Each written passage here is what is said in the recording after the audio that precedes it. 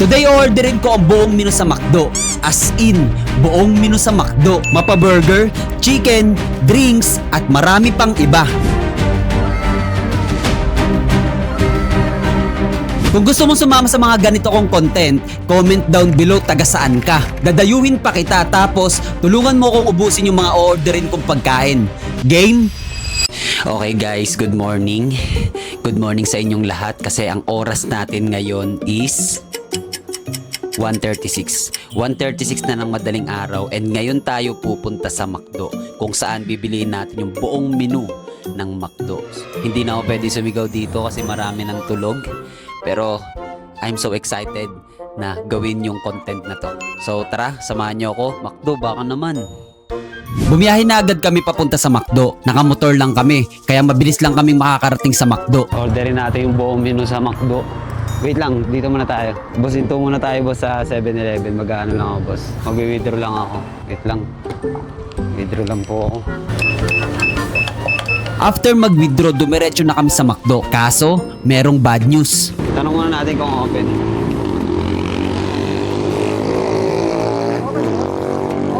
Open kayo? 5 AM pa kayo?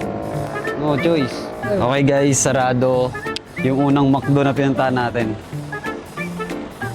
Sarado. Let's go! Punta tayo sa pangalawang McDo. Pangalawang McDo tayo guys. Kahit umabot pa tayo hanggang 10 McDo. Unang McDo. 5 AM pa daw yung open nung unang McDo na pinuntahan namin. Kaya dumiretso na agad kami sa pangalawang McDo na malapit lang dito sa amin. Alright guys, nandito na tayo ngayon sa McDo. Oras natin ngayon, hindi ko lang kung kita nyo, pero 2:15 na ng madaling araw. So open tong McDo na to. And tara, simulan na natin yung challenge. Let's go. Okay, McDo, let's go. Dugo. Hello po, ma'am. Ma'am, paano pag kunyari i-orderin ko yung buong menu? Ano yun, sir? Paano pag orderin ko yung buong menu? Buong menu? Awa. Buong sir? Pero kaya po. Yan ba lahat, sir? Apo. Naka na po ba? Naka breakfast? Wala pa. Mamaya ko lang, sir.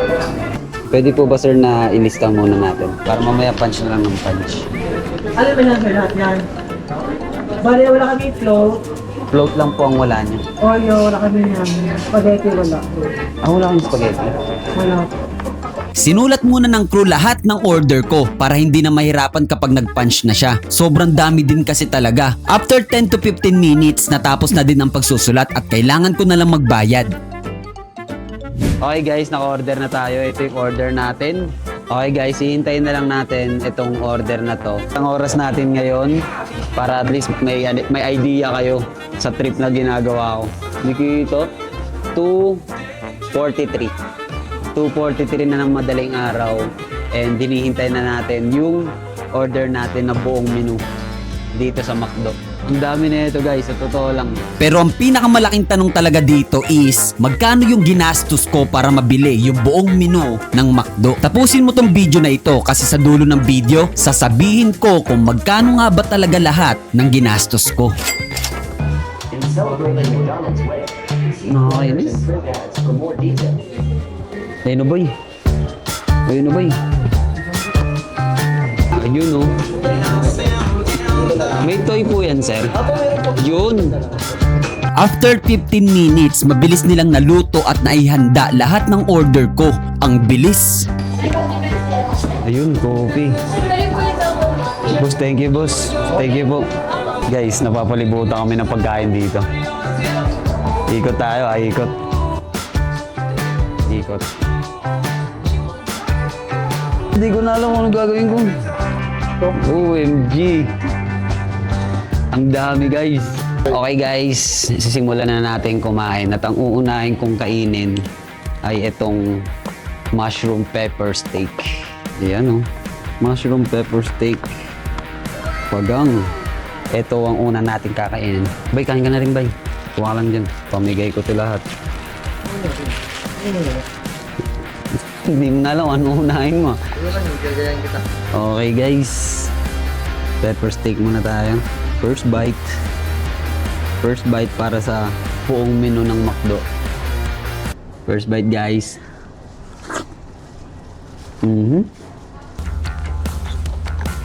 Parang sa lahat, guys, ng in-order ko na menu, ito yung pinakamahal, pinakamalaki na gastos ko. At the same time, sobrang dami talaga. Ano pa lang titignan mo pa lang, alam kong hindi ko nakakayanin. Hindi ko nakakayanin ubusin.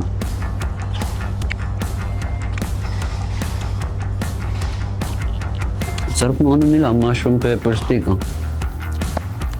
Parang ngayon ko lang ito natikman.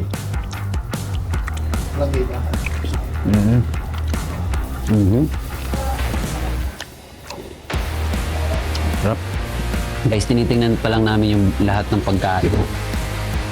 Alam na namin na hindi namin kayang ubusin. Okay. One down. One down tayo, guys. One down. Next natin. Parang ang sarap na itong burger na ito. Tingnan nyo naman, guys. Sobrang laki. Grabe, Ang laki na ito, boss. First bite, guys. First bite. First bite, guys. Guys, habang kinakain ko to, alam nyo ba kung ano ang history? Ano ang history ng McDo? Ito yun,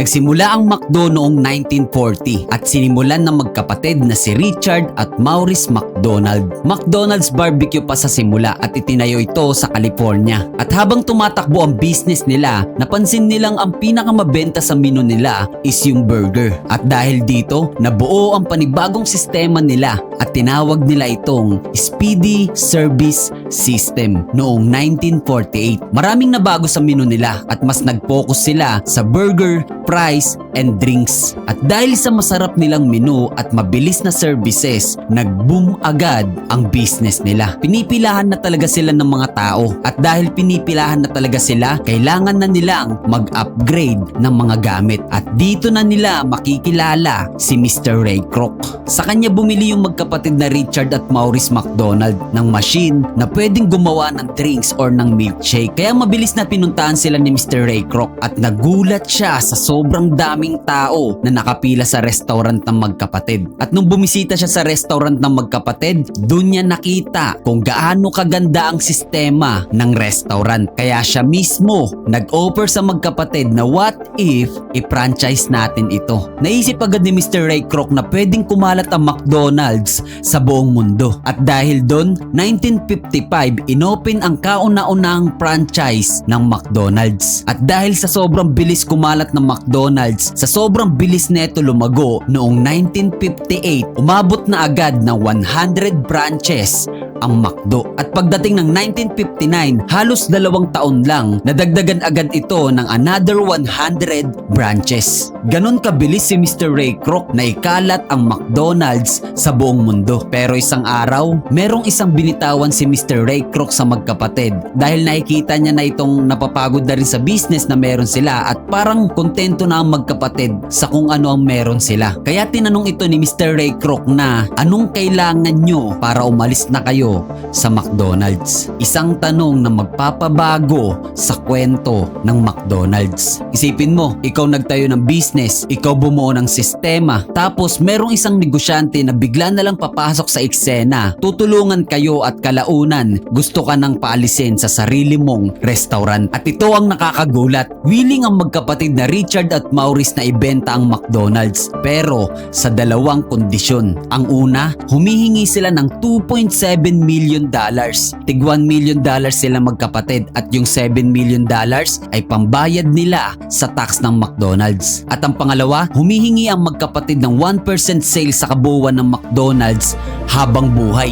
Nung marinig ni Mr. Ray Kroc ang kondisyon ng magkapatid, mabilis itong humanap ng mga tao. Kinausap niya at diniscuss niya yung idea para mag-invest sa kanya yung mga taong yun. At dumating yung araw na marami talagang tao ang nag-invest sa idea na meron siya para sa McDonald's. At dumating yung araw na naibigay niya sa magkapatid yung $2.7 million na hinihingi neto. Pero ito yung nakakagulat. Wala sa kontrata yung 1% sales na hinihingi nila. Hindi pa daw kayang ibigay ni Mr. Ray Kroc ang bagay na yun. Pero dahil may tiwala ang magkapatid kay Mr. Ray Kroc na balang araw magagawa niya ito ng paraan, dumating yung araw na hindi na talaga naibigay yung 1% sales na hinihingi ng magkapatid. At hindi na kinilala ang magkapatid ng founder ng McDonald's. At ang founder na neto, walang iba kundi si Mr. Ray Kroc. At ngayon ang McDonald's ay merong 45,356 branches sa buong mundo. Alam mo ba, ang McDo ang number 1 fast food sa buong mundo. Ang halaga ng McDo ngayon is $221 billion.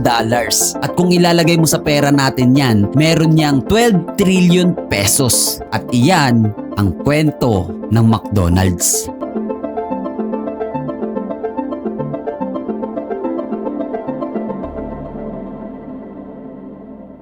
Parang feeling ko, isang burger pa lang, busog na kami.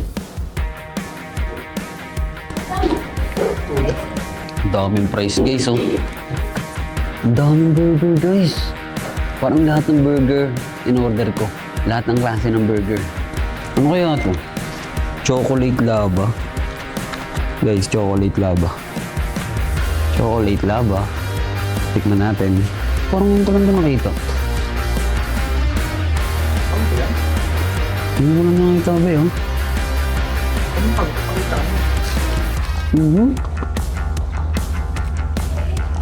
Ang crunchy.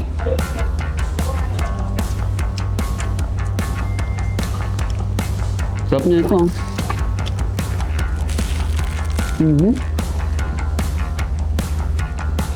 Ang sarap ba yun?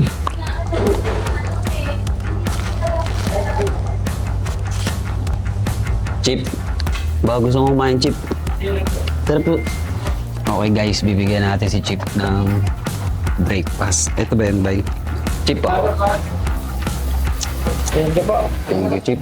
Okay guys, kakainin natin tong nuggets. Hindi crunchy. Pero ang sarap.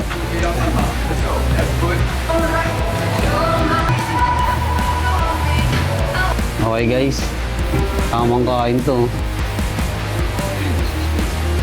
Dami pa guys. Tignan nyo naman, ang dami pa niyan.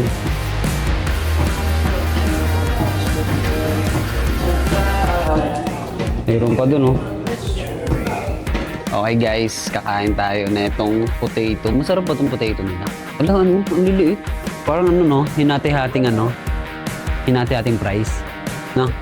Guys, meron sila ditong tinatawag na chicken curry. Chicken curry ba to? Na, ano bang tawag dito? Chicken fillet. Yun, chicken fillet. Pero yung sauce niya, chicken curry. Titikman natin. Tikman natin.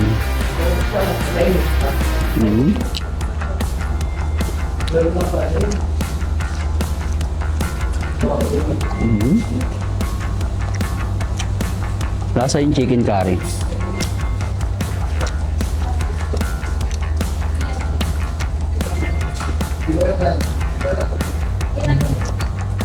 Guys, grabe. Ang dami pa na ito kung nakikita nyo.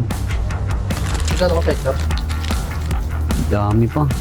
Okay guys, titikman natin tong Big Mac nila. Poldo. Ilang pati ito? Dalawang pati. Okay guys, tikman na natin.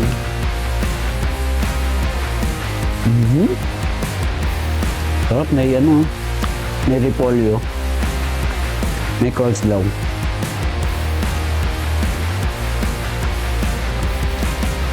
Sarap. Okay guys, iuwi ko na to.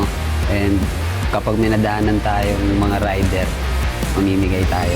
Okay guys, magkano nga ba yung ginastos ko sa pagbili ko sa buong menu ng McDo na para bang meron akong birthday party? Kapag meron kang ganong budget, pwede ka na rin magpa-birthday party sa McDo.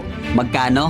Pero bago yon, bago ko sabihin kung magkano, kainin muna natin tong bucket chicken ng McDo. Ayan, natira na natin siya kanina dun sa content natin. So, kainin natin.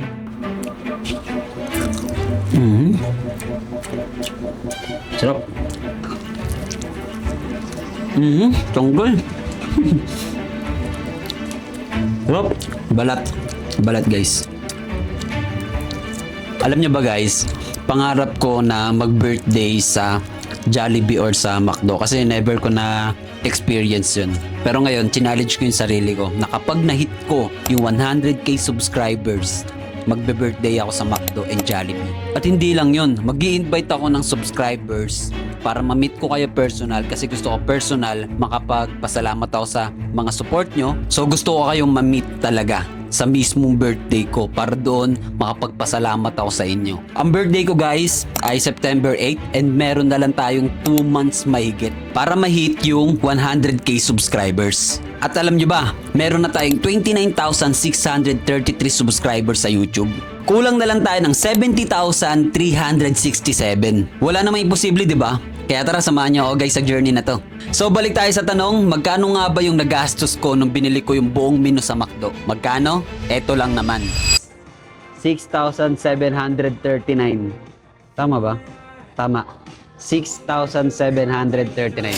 So yun lang, maraming salamat sa panonood guys at umabot kayo dito. Sana huwag nyo kalimutang mag-subscribe. Last question natin, saan naman ang next? Sama ka ba?